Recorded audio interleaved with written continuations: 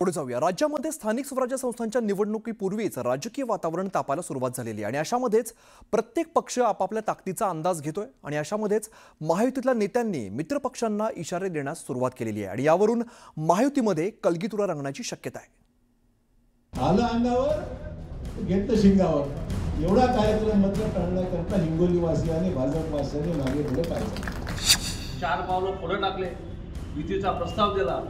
अशा पद्धतीने ते जर करत असतील मग त्यांचेही मतदारसंघ आहेत, त्यांच्याही मतदारसंघामध्ये आम्हाला घुसावं लागेल। ही वक्तव्य विरोधी पक्षातील नेत्यांची नाहीत तर ही वक्तव्य आहेत राज्यात सत्तेत असलेल्या महायुती सरकारमधील नेत्यांची। महायुतीचे हे नेते विरोधकांना नव्हे तर हे नेते आपल्याच मित्रपक्षांना थेट इशारा देत आहेत। आगामी स्थानिक स्वराज्य संस्थांच्या निवडणुकीचे पडघम वाचू लागले। प्रत्येक पक्षाने निवडणुकीची तयारी सुरू केली आहे। स्थानिक स्वराज्य संस्थेच्या निवडणुकात प्रत्येक पक्ष स्वबळाचे नारे देऊ लागलाय। अशातच नांदेडमध्ये बोलताना अशोक चव्हाणांनी मित्रपक्षांना थेट इशाराच देऊन टाकलाय। आम्हाला अस्तित्व आमचं टिकवावं लागेल ना बाबा, आहे की नाही? मित्रपक्ष म्हणजे खरा मित्र असतात आमची काय हरकत नाही। मित्रपक्ष म्हणत असेल कोण उभं राहतं कसं उभं राहतं बघून घेऊ, असं नाही चालणार रे बाबा। आम्ही आहोत म्हणून तुम्ही आहात हे मान्य करायला लागेल की नाही? दोन्ही मिळून झालं बाबा। आम्ही काय तुम्हाला शिवाय देतो, आम्ही तुम्हाला काय त्रास देतो? काहीच नाही, सगळे मिळून चाललाय कारभार तिन्ही पक्षाचा आहे म्हणून आम्ही काय म्हणतो का? तुम्ही म्हणणार की तुम्ही कसं राहता कसं येता, असं कसं सहन करू आम्ही? मी तर नाही करणार बाबा। नांदेडवाले तर बिलकुल ऐकत नाही, आम्ही ऐकतो। त्यामुळे हिंगोलीवाले सुद्धा साथ द्यायला तयार व्हा आणि लढाई म्हणजे लढाई। आलं अंगावर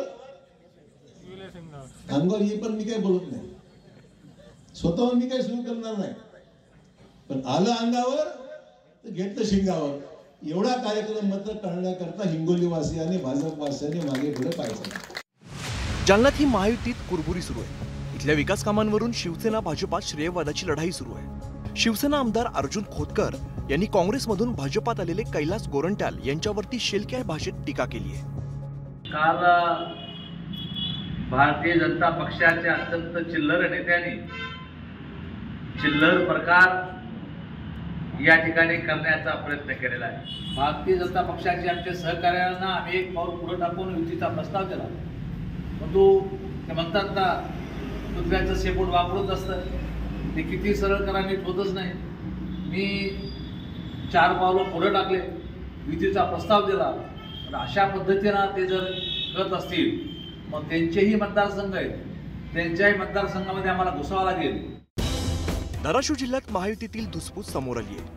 आगामी निवडणुकीत महायुती म्हणून लढण्यास नेते तयार नसल्याचं दिसतंय। यावरूनच राष्ट्रवादी आणि भाजपामध्ये जुंपली आहे। आमची स्वतंत्र लढण्याची तयारी कार्यकर्त्यांची आहे। कार्यकर्ते स्वतंत्र निवडणूक लढण्यासाठी सामोरं जायला तयार आहेत, पण शेवटी आम्ही महायुतीचं सरकार आहे। महायुतीचं सरकार म्हणून ते जे तिघजण निर्णय घेतील तो निर्णय मला आणि कार्यकर्त्याला मान्य करावाच लागेल।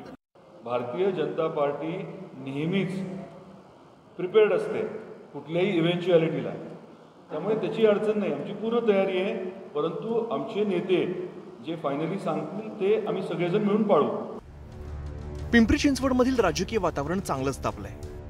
पालिका निवडणुकीत भाजपानं स्वबळावर लढण्याचा निर्णय घेतल्यानंतर महायुतीतील वाद चव्हाट्यावरती आलाय। राष्ट्रवादी आणि भाजप नेत्यांमध्ये वार पलटवार सुरू झाले। गेली 20 वर्षापूर्वी आणि 20 वर्षानंतरचा जर तुम्ही बघितला असेल तर विकास हा आदरणीय दादाच्याच नेतृत्वाखाली झालेला आहे।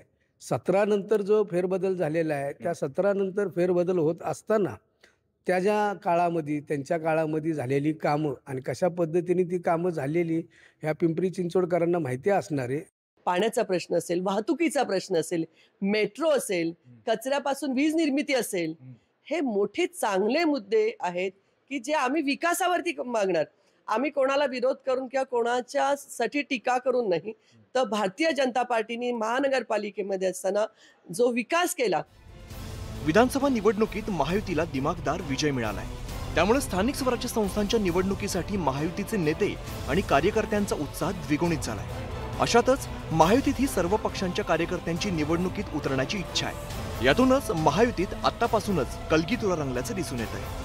नरेश बोभाटेसह ब्युरो रिपोर्ट न्यूज 18 लोकमत।